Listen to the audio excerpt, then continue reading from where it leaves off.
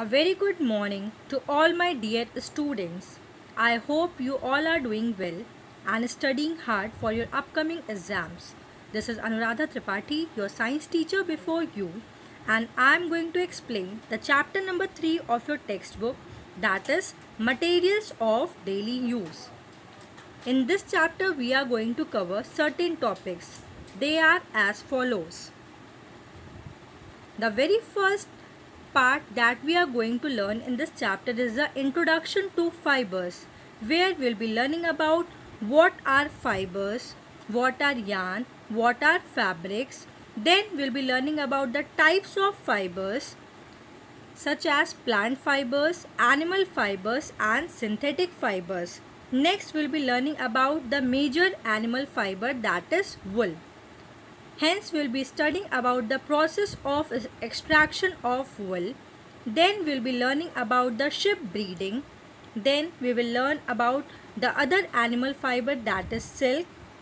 Next, we'll be studying about the life cycle of silk moth. Next, we'll be learning about the process of extraction of silk. And at last, we will end up the chapter by learning about the process of silk rearing. So students, let's start with the very first topic, that is introduction to fibers. What are fibers? Fibers are thin, long, flexible and hair or thread-like structures which are usually obtained from two sources, either natural or synthetic. Again, in the natural also we have two more categorization, such as plant fibers or animal fibers. Some examples of fibers are cotton, wool, silk, nylon, polyester, etc. So fibers are the smallest element. When these fibers are twisted, then what is formed? Yarn is formed. After this, the yarn gets converted. When yarn is combined together, it forms the fabric, which is actually the final product, that is the cloth which is used for various purposes. So fibers are basically the thin thread-like strands from which fabrics or clothes are made. So the input is fiber and you can see the output will come out as fabric. Okay, so the final product that is formed after the processing of the fiber is known as fabric.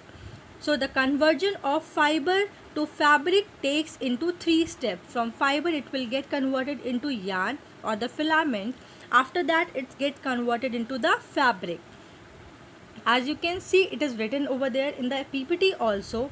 The fibers are spun into yarn, that is the long continuous thread, which can then be woven or a loom to make a fabric or a cloth. Next, we will be learning about the types of fibers. On the basis of the sources from which they are obtained, earlier up to class 6 you would have learned that it is categorized only as two parts, two types, that is natural fiber or synthetic fiber. But in this class you will be learning about the 3 types of fibers. That is, the first one is plant fiber, the second one is animal fiber and the third one is synthetic fiber. Now the question arises, what are plant fibers? So plant fibers are the fibers which are obtained from the plant sources. They fall under the category of natural fibers, as plant are something which are a natural source, so they are categorized under the category of natural fibers. Now example of some common plant fibers are cotton, jute, flax and hemp. About plant fibers you have already learnt in detail, that is about cotton and jute you would have already learnt into class 6. So here in class 7 we will be learning in detail about the animal fibers. Now the second category of fibers are the animal fibers. So the question arises, what are the animal fibers?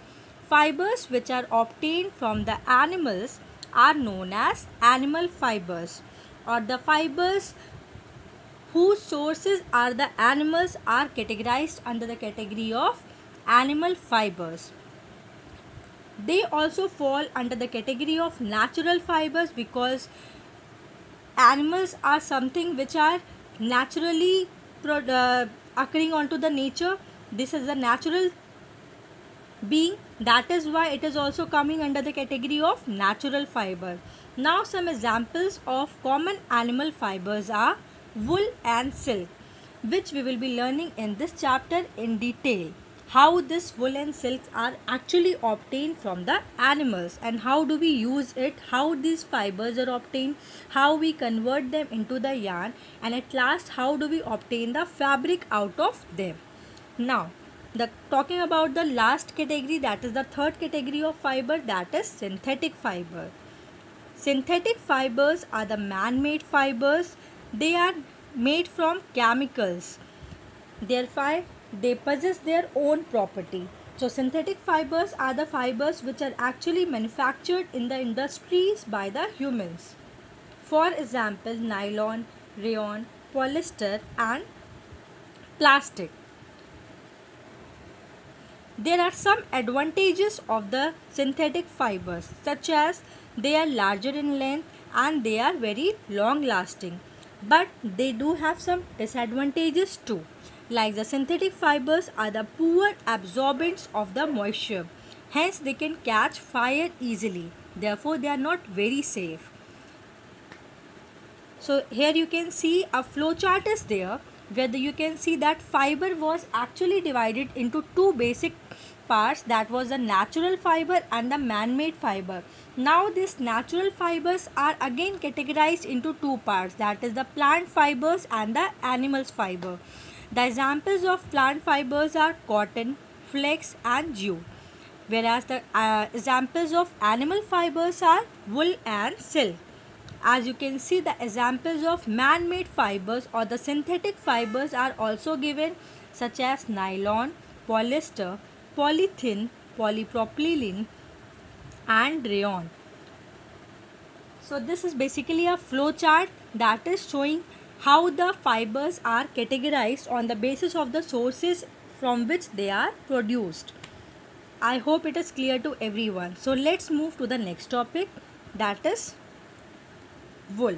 Now we are going to learn the animal fiber, that is wool, in detail, how it is obtained, how the processing of wool takes place, what are ships, what is selective breeding and what are the breeds of sheep found in India.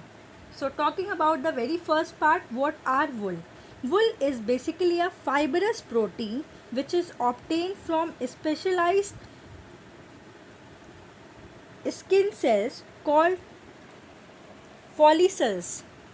Wool is obtained from the fleece, that means the hair of the sheep, goat, camel, yak, rabbit, llama, alpaca and other animals. You can see that these animals have a thick coat of hair on their bodies because the hair traps the air, and also you all know that air is a poor conductor of heat. So this thick layer of hair keeps their body warm and protects them from the harsh cold. Now for obtaining the wool, the animals are reared, then their hairs are cut and then they are processed into the wool. So that is why we are making the wool out of the hairs, because it is already a bad conductor of heat. Okay, it is a poor conductor of heat. That is why we usually prefer to wear the wools in the winter season. So you can usually find that the animals from which we get the wool, they bear a thick coat of hair on their bodies. Now, which creates the insulating barrier, and that protects the animals or the human beings whosoever are wearing that particular woolen clothes from the heat, from the cold climate, and it helps to keep the body warm. Now, as already I have discussed that wool is obtained from the fleece. Fleece means the hairy growth of the animals. Okay, fleece can also be said as the thick covering of wool on a ship used to make a piece of clothing. Now, what is the difference between the fleece and the hair? As already discussed, fleece is the thick covering of wool on a ship that is used to make a piece of clothing, while hair is the mass of thin thread like a structure that grows out of the skin. So there is a big difference between the fleece and the hairs. Fleece are although the hairy growth, but they are the covering that is present on the skin. Okay, now like the human body, the hairy skin of the ship has two types. Like the human body, again we have two types of hairy skins. The first one is the fine soft under hair that are present close to the skin, and the second one is the coarse beard hair, that is the harder part. So usually for making the sweaters, for making the wool, for the production of the wool, we use the fine soft hairs. Okay, so for this purpose we usually use the good quality of hair, so that easily we can obtain the good quality wool. Now this process in which the parents are selected or chosen to obtain the certain special features in their offspring, because we all want that kind of ship only for the rearing purpose who are having the good quality hair.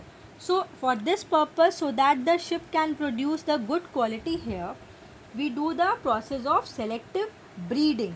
Okay, now you can see that on the screen the manufacturing process of wool is done, that we are going to discuss in detail. Okay, so basically the shearing of the ship includes the following 6 steps, as you can see, which we will be discussing one by one in detail. So the very first one is preparation of the fibers, then we are doing the scoring and grading, then we are doing the drying, oiling, carding, then again spinning, and then it is converted into yarns, or ginning and combing, then drawing, then spinning, then roving, then worsted yarns. Okay, so these are the names of the process which are like involved while the production of wool is done. We will be discussing each one of them in detail. Now talking about the breeds of sheep. Certain breeds of sheep which are having the thick coat of hair on their bodies yield good quality wool in large quantities. Now such sheep breeds are also selectively bred with one parent being a sheep of a good breed, so that we can obtain the good quality wool, because our main aim lies in obtaining the good quality or the best quality of wool. Now talking about the breeds of sheep, as you can see in the figure, one table is given where in the first column name of the breed is given, then the quality of the wool that is produced by the certain breed is given, and then in the third column it is mentioned in which state they are found. So the very first one is Lohi. Lohi produces the good quality of wool. Now the wool that is produced by the Lohi is usually used for the manufacturing of the sweaters. The states where it is found are Punjab and Rajasthan. The second breed of sheep is Rampur Busair. It produces the brown fleece quality of wool that is usually used for the manufacturing of the carpet wool. That is not of very good quality. So the states where these kind of ships are found are Uttar Pradesh and Himachal Pradesh, or also Rajasthan and Haryana. After that, the third name of the breed is Nali. This Nali is found usually in the Punjab, Haryana and Rajasthan, and it is also producing the type of wool which is used for the manufacturing of the carpet wool. Okay, the fourth breed of the sheep is Bakharwal, that is producing the fine kind of wool which is used for the weaving of woolen shawls. It is usually found in Jammu and Kashmir. Now the next one is Marwari, which is usually found in Gujarat, and it produces coarse wool. The last one is Patanwadi. that is used for the hosiery. The wool that is produced by the Patanwadi is used by the hosiery and industries, and it is found usually in the Gujarat. So you all can see that in various regions of India, several breeds of sheep are found which produces different qualities of wool, and hence they are used for manufacturing of the major things which are used in our day-to-day life.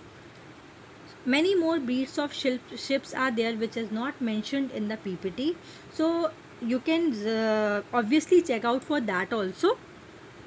Now, as already I have told you about the selective breeding. Selective breeding is the breeding that is purposed at gaining the finest quality of the wool. Selective breeding has been an integral part of the Australian wool industry. Selective breeding has been used to increase the amount of wool a sheep produces and also reduce the diameter of the wool fibers, because we want the finest quality, the finest quality of wools. Now, selective breeding among sheep is achieved by breeding ewes with rams that have the desired traits, because actually the main aim of doing the selective breeding is getting the finest quality of wool by breeding the sheep which are producing their offspring with a fine quality of hairs. So that is the main purpose of the selective breeding, and this selective breeding is done for many animals. It is not only restricted to sheep. In the case of wool I am talking about, but it is carried out for different other animals as well, like dog, cow, cat, many other animals, for several reasons, so to obtain the offsprings, and that too of the best quality. Now, talking about the production of wool or the processing of the wool from the sheep. It includes the 6 basic steps. The very first step is shearing. Now, what do you understand by the word shearing? The fleece of the sheep is removed from its body along with a thin layer of dead skin by using the machine. Now, this process of the removal of the fleece from the animal is called shearing. So what happens? What is shearing? As you know that once the rearing is done of the sheep, now they are grown up and they are ready, so that they can give the hairs, so that we can obtain the wool from them. Now, once they develop a thick coat of hair, now their hairs are removed for getting the wool. Now, this process of removing the uppermost layer of the skin is known as shearing. Shearing of sheep for wool is done mainly in the early summers. Why it is done in early summers? Because it helps the sheep to survive without the protective coat of hair. The thin uppermost layer of the skin that is shaved off is dead. As already I have told you, it is a dead skin. This hair of sheep grow again as our hair grow. Likewise, our hair grow in the same manner the hair of the sheep also grows. Usually it is carried out in the early summer, so that again when the winter arrives, by the time they have already attained the hairs onto their body. Now, the second process is scouring. What do you understand by scouring? Once the sheared skin with thick coat of hair is removed, then it is washed thoroughly in the tanks, so that we can remove the grease, we can remove the dirt, we can remove the dust, whatever has come along with the hairs of the sheep. So it is removed by the process of scouring. Earlier the scouring was carried out in the tanks, but nowadays it is done by the machines, because the production is done on a large scale, so it is not feasible to carry them out into the smaller tanks. So we have now started the use of machines for the process of scouring. Now, talking about the third process, that is sorting or grading. So once this scouring is done, now the hairs are graded and sorted. In the factories, hairs of different textures are separated. Now, this process of separating the hairs of different textures, as otherwise we will not be able to differentiate them. That is why we separate them before going on to the further process. This process is known as sorting. It is the general term. Sorting means what? Just picking up the selected items. So we pick up the same kind of hairs and we group them, we grade them as per their quality, and we just differentiate them. Now the fourth process is the burst separation. Now when the grading and the sorting part is completed, the small soft fluffy fibers called fuzz or burrs are separated from the hairs. The remaining fibers are again scoured and dried. Some fluffy or the unwanted fibers also come along with the hairs which we have actually sheared. They need to be removed as they are not needed. So what happens? We simply separate them from the actual part what is needed. After the separation of the burrs, again they are washed. Again the process of scouring is carried out. Now the next process after scouring is dyeing. Now what happens? As you know that the fleece of the goat and the sheep is white, brown or grey in color. So they need to be dyed in the desired color. So the dyeing process is carried out. The dyed fibers after that are passed through the metal teeth so that they can be straightened, as they are not of any definite shape. So they are straightened, and this process is known as carding. Okay. So this carding and the spinning, just after the carding, spinning takes place. So they all both fall under the category 6 or under the step number 6. So the what is carding? Once again I am repeating. The dyed fibers are then passed to the metal teeth so that they can be straightened, so that they can attain a definite shape, attain a fixed shape. Now this process is known as carding. After the process of carding is carried out, they are further combed and they are rolled into the yarn. Once these fibers are converted into the yarn, already we have reached the halfway. Now we are going to attain the woolen fabric after the process of yarn. Now after that what happens? The thread of wools are formed by spinning 2, 3 or 4 strands of wool together as per our requirement. Now the longer fibers of wool are used to make the sweater, while the shorter fibers are used to spin and weave the woolen clothes. So in spinning what happens? Basically the threads of wools are formed, okay, and then what happens? The longer fibers will be used to make the sweaters, while the shorter fibers will be spinned and weaved to make the woolen clothes.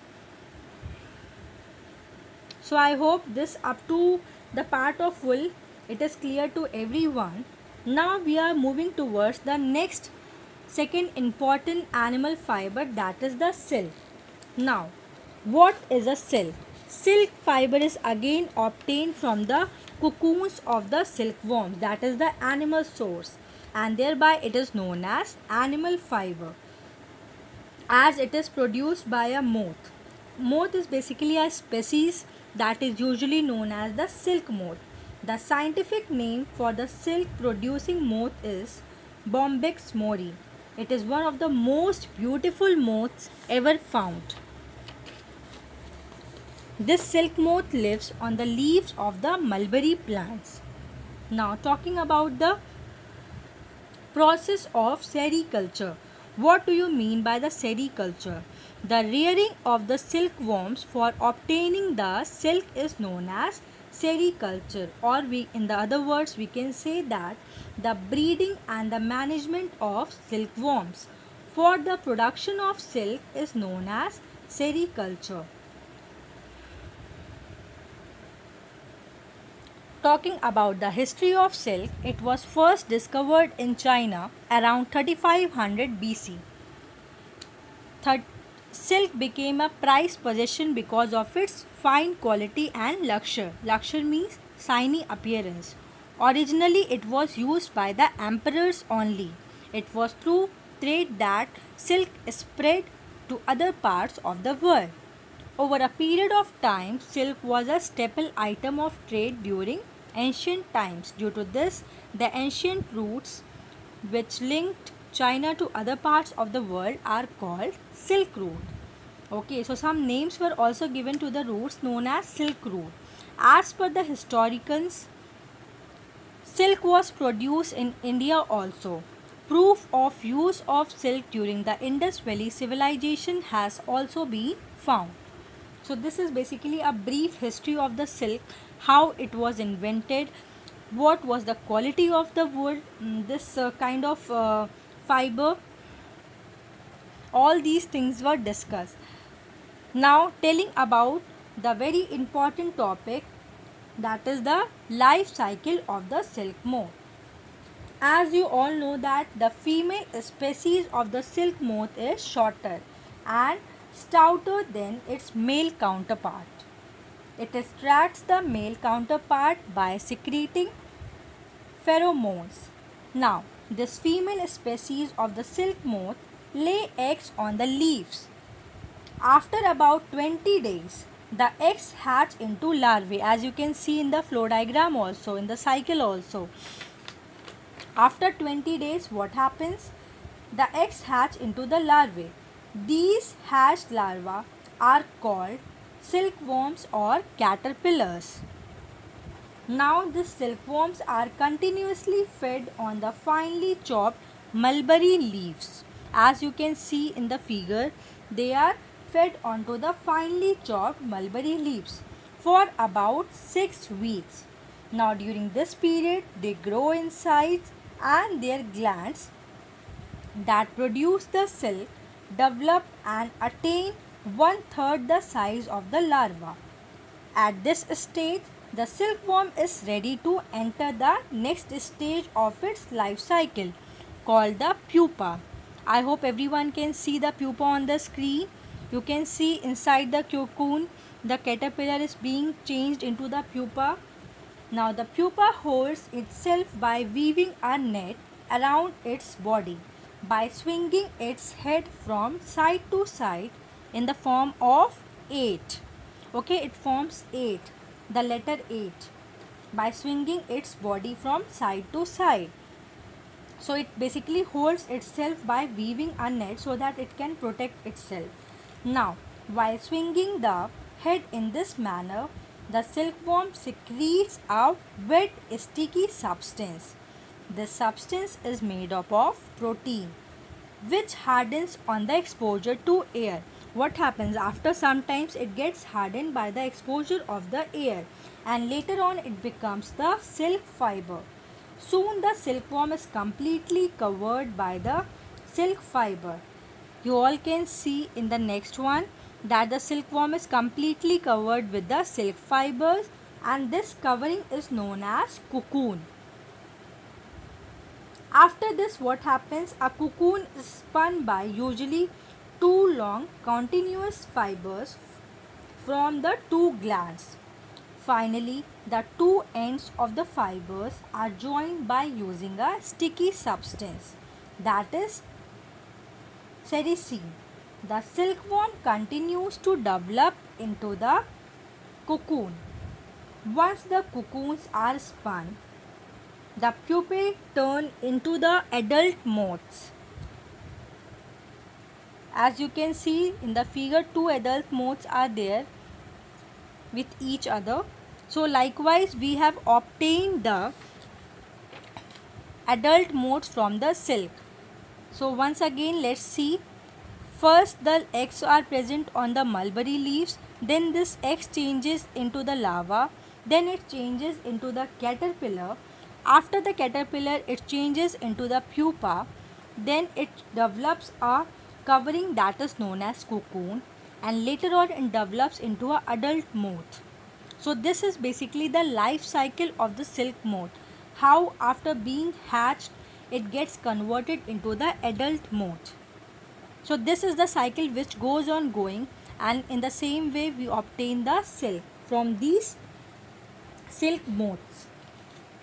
Now this, after the complete development of the silkworms, the cocoons are gathered and kept under the sun or boiled or exposed to the steam. Now, boiling releases the silk fibers from the cocoon. After this, the silk fibers from many cocoons are brought together and they form a single silken thread.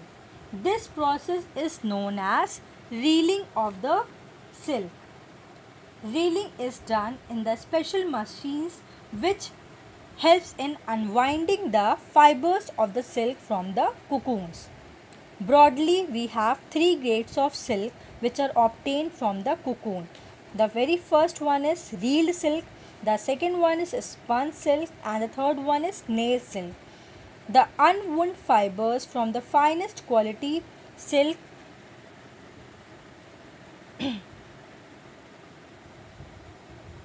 are called the real silk. These are the best quality silk which are pure white in color and which remains after the reeling process from the damaged or waste cocoon is carded or combed. After that, we get the next quality of silk, which is spun silk. It is an inferior quality of silk as compared to the real silk. It is slightly honey colored, okay, light brown in color. After carding or combing, again we obtain some short fibers of the silk which are left behind, and these are the poorest quality of the silk, okay, and such quality of silks are known as nail silk. So basically we have three categories of silk: real silk, that is the best quality; spun silk, which is quite lower than the real silk in terms of quality, and the last one is nail silk, which is the lowest in the terms of quality, that is the inferior quality of the silk. It is richly textured rough silk.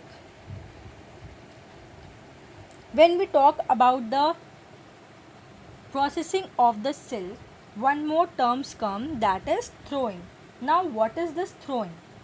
Sometimes the 3 or 4 silk fibers are twisted into a strand for weaving to prevent the silk yarn from splitting into individual fibers.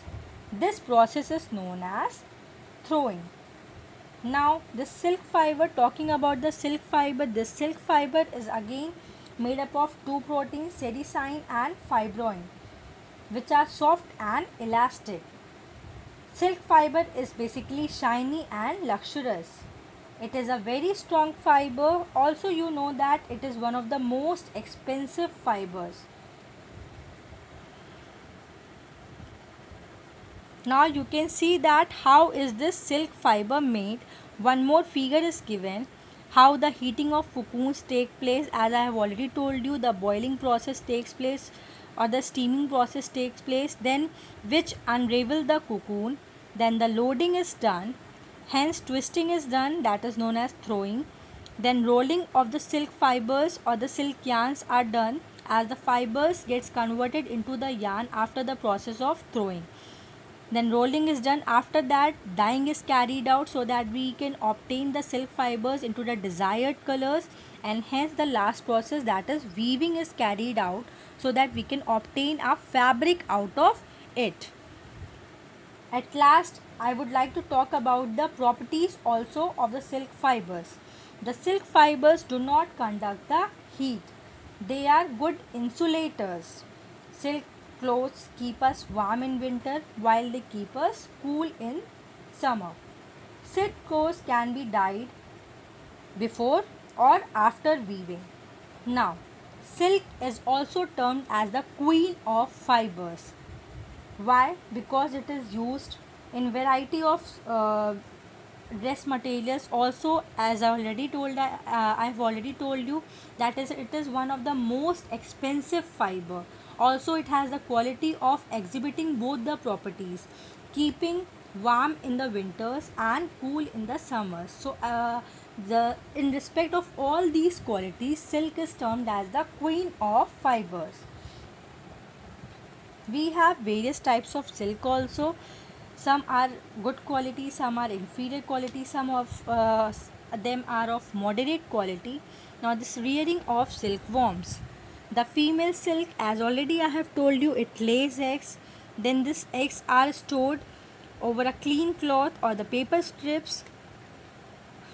The eggs are hatched into the larvae and then it is converted into the caterpillar.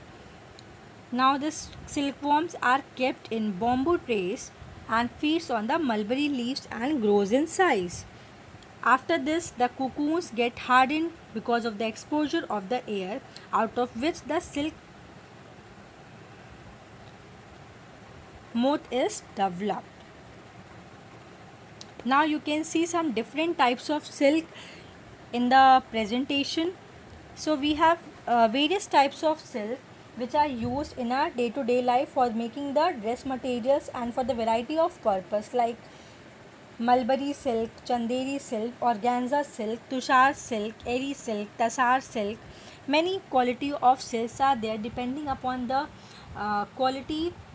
Some are of inferior, some are of moderate, some are of high quality silk. So we can use them for our day-to-day life. I hope this chapter is clear to everyone. Do revise it from the book also. Thank you, class. Thank you so much.